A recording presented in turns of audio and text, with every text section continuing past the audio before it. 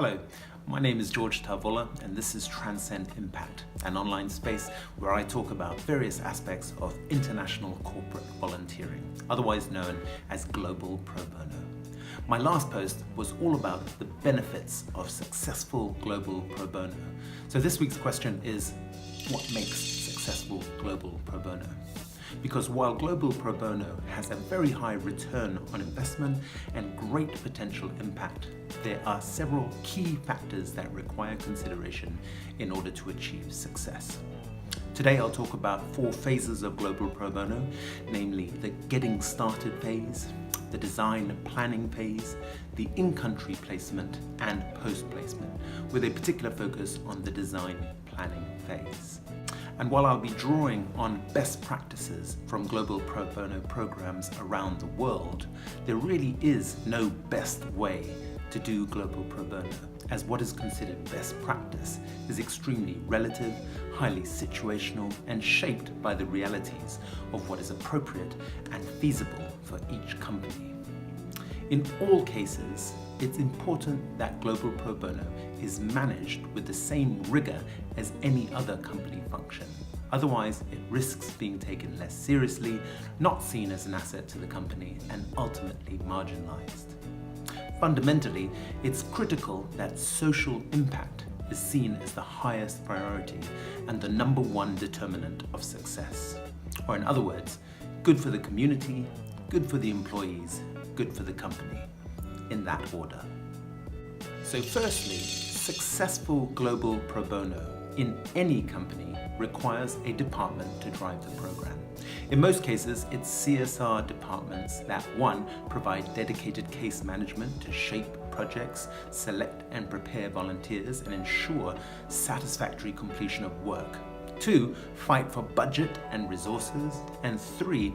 Involve other departments, especially the HR department and those responsible for talent development and employee engagement. At this stage, it's also very important to engage senior leadership in the process to list their support to champion your Global Pro Bono program. Leadership endorsement should be visible enough to entice staff to get involved and know that they have the support of leadership to do so. Ideally, you'd also get your CEO to endorse the business and social value of your Global Pro Bono program. Now, when it comes to designing Global Pro Bono, it's essential to align your program with your company's business strategy and the core competencies of your colleagues. It sounds obvious, but a successful Global Pro Bono program should reflect the culture and core values of your company while adding value to its business objectives. So spend time at this stage to identify those business priorities and goals a Global Pro Bono program could address. Given that most consider Global Pro Bono as a CSR initiative, it would add even more traction, appeal, and internal ownership to align your program with your company's HR strategy. Collaborating with HR allows Global Pro Bono to be positioned as a managerial or leadership development opportunity for employees and can be promoted accordingly.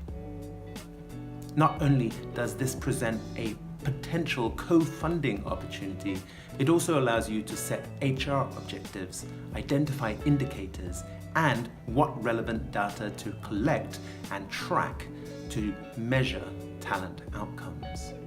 Needless to say, it's also important to develop a strong program structure with attainable goals, realistic expectations, clear outcomes for effective measurement, and build the program into annual budgeting and planning processes.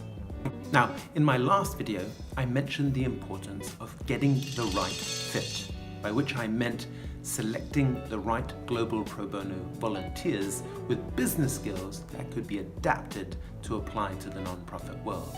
So selection of volunteers is key. For example, choosing what tools to use, such as application essays, interviews, or supervisor nominations, as well as establishing selection criteria like leadership potential, job function, as well as personal qualities like interpersonal communication and being open to new experiences.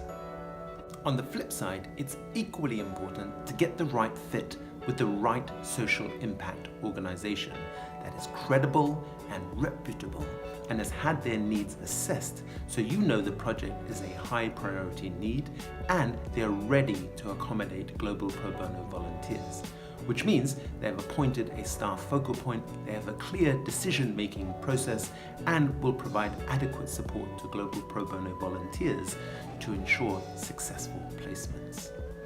Mutual commitment to open communication, joint planning, and mutual assessment, feedback, and learning will only strengthen your partnership with a social impact organization. Of course, once your global pro bono volunteers are selected, a comprehensive orientation program should, at a minimum, clarify work expectations, introduce volunteers to the country's people, language, culture, and development context, as well as the details of the in-country placements logistical arrangements before work starts directly with the social impact organization. Now, if global pro bono volunteers haven't worked in a developing country before, some cultural sensitivity training may be in order to ensure that, one, it's accepted that what works at home won't necessarily work in other countries. 2, you're not there to impose your values. 3, to expect the unexpected and be prepared for plans to change. And 4, that you absolutely must respect the local culture, customs, and ways of working, however different they may be to your own. Now, when it comes to designing individual global pro bono project scopes of work, there are a number of proven practices that maximize the potential of success. In collaboration with the social impact organization, it's important to agree on a realistic timeline and set key fixed milestones to stay on track and gauge progress. Also, you'll need clearly articulated roles and responsibilities and a recognized decision-making mechanism to ensure accountability and commitment to the project. Also, when working with social impact organizations, you do have to acknowledge their financial and resource limitations. So projects have to be designed with deliverables that are relevant, meaningful, and sustainable, and must include a training element to guarantee successful transfer of skills and knowledge so they can leverage outputs to affect sustained impact. Now, if you've had a strong design planning phase, much of the hard work is done and all that's left is the fun part, which is the in-country placement. The key for successful placements comes down to the importance of building trust and effective working relationships by having open communication and collecting regular informal and formal feedback from your global pro bono volunteers, as well as the social impact organization focal point, and encouraging regular interaction between them.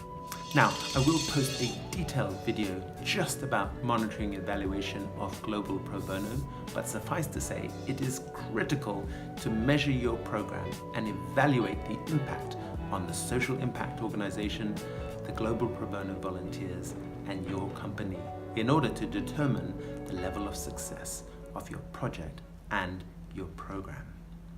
And finally, don't forget to publicize your success, both internally and externally. However you choose to share the impact of your program, just know that the results of a successful global pro bono volunteer are particularly powerful in internally eliciting staff and management support to continue your program in your company, and externally significantly enhancing the reputation and image of your company in the eyes of customers and stakeholders. So that is it for today. I hope you found this video useful. As usual, please feel free to comment, like, share, subscribe, and until next time, thank you for watching.